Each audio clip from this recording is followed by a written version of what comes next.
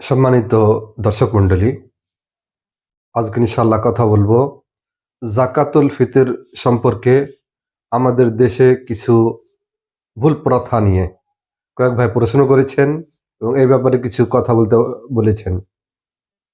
তো এক নম্বর কথা হচ্ছে এই যে জাকাতুল ফিতর আপনাকে শুধুমাত্র খাদ্য থেকে দিতে হবে। আপনার চাল, গম, এই মতো হাদিসে যেমন প্রমাণ আছে, পনির, এই মতো কিশমিশ, এই মতো ওলামায়ে কেরাম ইতিহাদ করে বলছেন ভুট্টা দেওয়া যেতে পারে, কিন্তু খাদ্য বাদ দিয়ে টাকা পয়সা দেওয়া নবী সাল্লাল্লাহু আলাইহি সাল্লামের সুন্নাত নয়।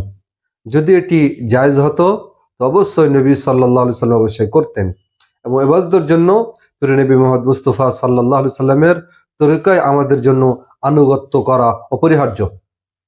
আল্লাহ তাআলা অনেক আয়াতে আল্লাহ তাআলা বলেছেন ইয়া আইয়ুহাল্লাযীনা আমানু আতিউল্লাহ ওয়া আতিউর রাসূল, এই মতো অনেক আয়াতে বুঝতে পারলাম শুধুমাত্র আপনাকে খাদ্য দিতে হবে। দ্বিতীয় নম্বর কথা হচ্ছে যে আপনি কবে দিবেন। তো আপনাকে ঈদের নামাজের পূর্বে দিতে হবে, কিন্তু তার একদিন কিংবা দুদিন আগে দেওয়া প্রমাণ আছে, যেমন হযরত আব্দুল্লাহ বিন উমর রাদিয়াল্লাহু তাআলা আনহু হতে বর্ণিত।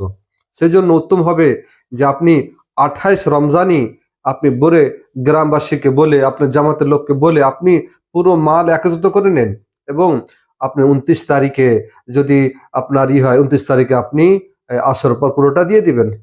এটি আপনার করা উচিত। আপনি 28 থেকে জমা করলে 29 রমজানে আপনি পুরো গরিব ফকিরকে আপনি বিতরণ করে দিলেন। এবং 3 নম্বর পয়েন্ট হচ্ছে যে আমাদের মধ্যে গ্রামে দেখতে পাওয়া যায় অনেক মডল বা সর্দার, তারা মালকে একত্র করে রেখে দেন। এটি যথেষ্ট নয়। আপনি যদি না পান গরিব ফকির, যেখানে গরিব আপনি পাচ্ছেন তাদেরকে দিয়ে দেন, কিন্তু আপনাকে ঈদের নামাজের পূর্বে দিতেই হবে, নচেত আপনার যথেষ্ট হবে না। এবং আপনাকে কে বলেছে যদি আপনি দিতে না পারেন নিজের বাড়িতে জমা করে রাখবেন? এটা আপনার জন্য ভুল হবে।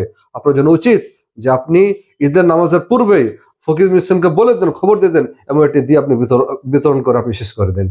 আল্লাহ তাআলা আমাদেরকে ঠিক বুঝার তৌফিক দান করেন। আসসালামু আলাইকুম ওয়া রাহমাতুল্লাহ।